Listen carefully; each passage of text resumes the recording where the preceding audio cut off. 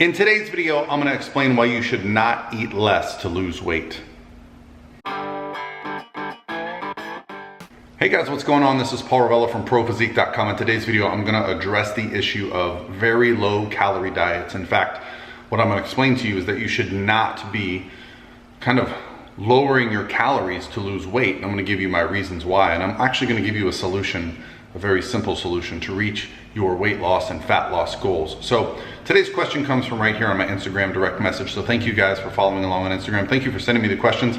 If I don't answer the question directly on Instagram, what I like to do is save them, use them for these videos. So let's get right into the question, why you should not be restricting or lowering your calories in an effort to lose weight. I'm a 24-year-old medical student of 165 centimeters and 64 kilograms. I was on a very low calorie diet for 6 months, about 800 calories per day. I lost 10 kilograms in the first 2 months and reached 58 kilograms. But it was so hard to maintain, I entered a binge eating cycle. I'm now on a reverse diet, lifting weights for 2 months now. I'm gaining more weight and my body measurements are not decreasing much considering I work out 3 days a week, no medical issues, eating sedentary, total daily energy expenditure. I'm so frustrated and tired of seeing no results, and numbers on the scale are freaking me out. I just want to get back to where I was 4 months ago. So for those of you that are curious about what she's referring to with she's eating her, sedentary numbers, I have a free macro calculator on the website. If you want to go there, it'll actually give you your numbers based on lots of measurements, but it can also help you set up your diet, how many meals per day, and also kind of how to break up those meals. And if you prefer things like higher protein, lower protein, those types of things, it actually gives you a bunch of options there, and it's free. You just go to the website, and I'll put the link below for the free macro calculator. But for this person, there's a few things I want to address, and that is, something I've covered when it comes to either my military diet video, boiled egg diet.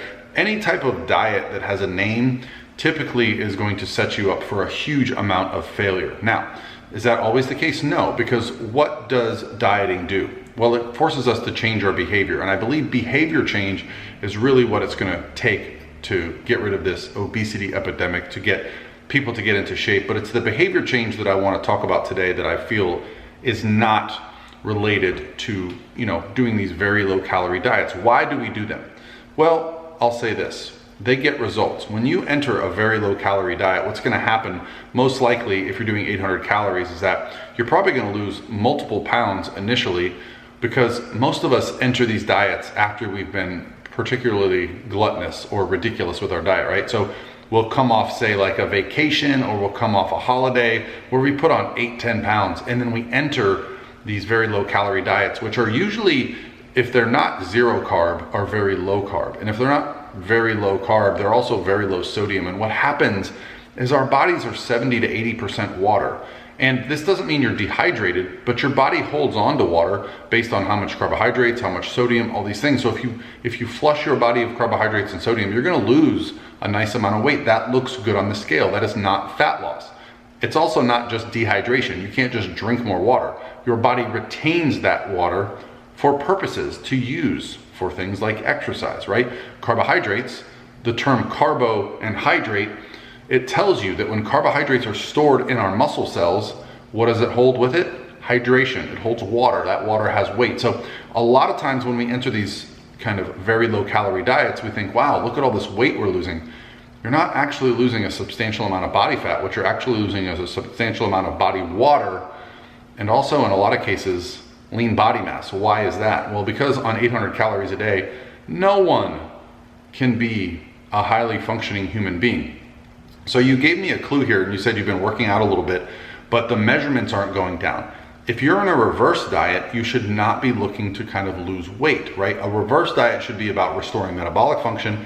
And it sounds like if you're working out, you might be adding muscle. So it would be a successful reverse diet if the scale was stable, you added more food and put on muscle, right? That would say, hey, we've added and improved ourselves, even though our body fat's the same. Then you're set up for a successful fat loss phase, which should always be no more than 1% of your body weight per week, unless you are obese. If you're obese, there's obviously a lot more body fat, but the closer you are to like a nice body fat set point, the slower fat loss is going to be, okay? So why did you put sedentary?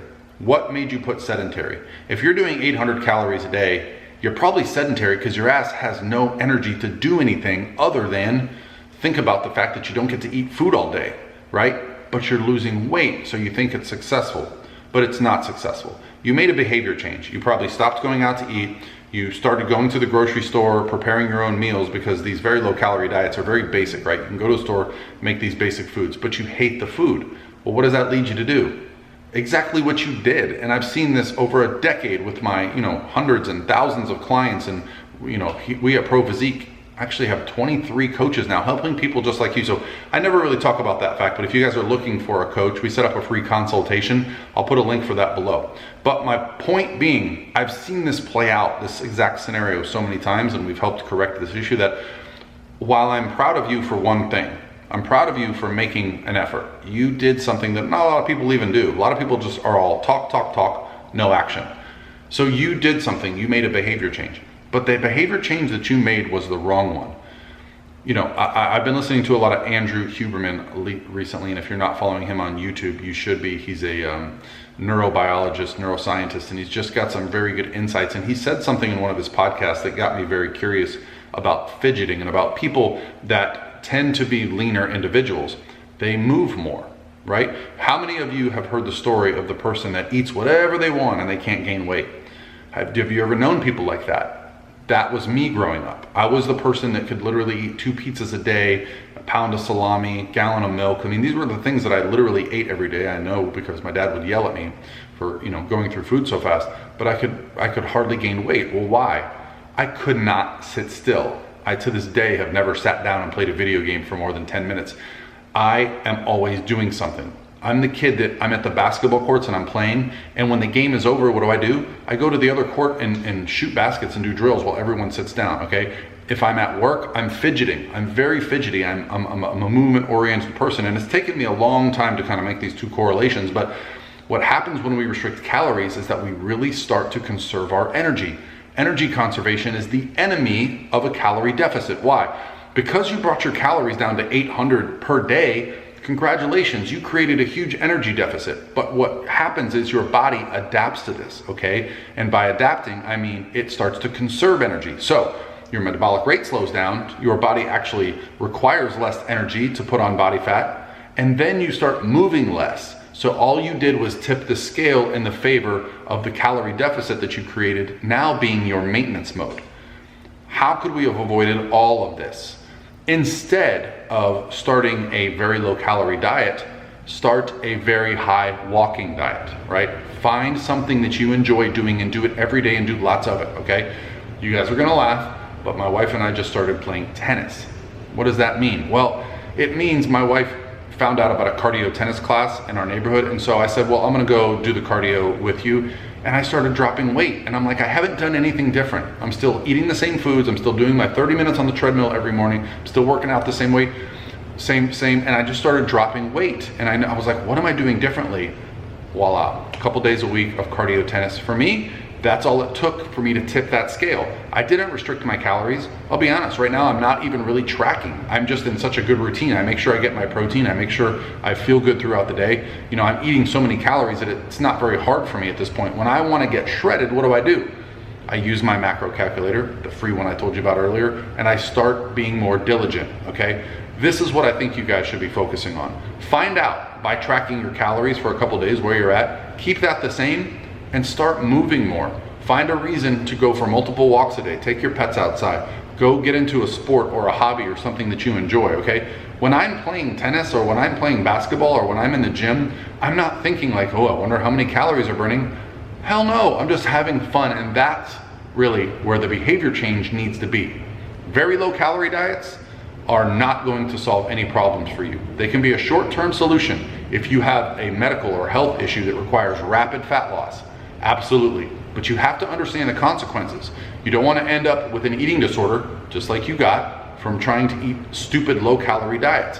You could have eaten the exact same foods you were eating prior and just moved more. And guess what? There's other health benefits to moving more. It's good for our mental health, okay? It's good for our cardiovascular health. It's good for our circulatory health. There's so many benefits to moving more versus a very low-calorie diet, which I would argue there's almost zero benefit to. All right, guys, it's Monday. I'd like to hear in the comments below some content that you would like from me this week. Hope you guys are having a great Monday, and I'll talk to you tomorrow.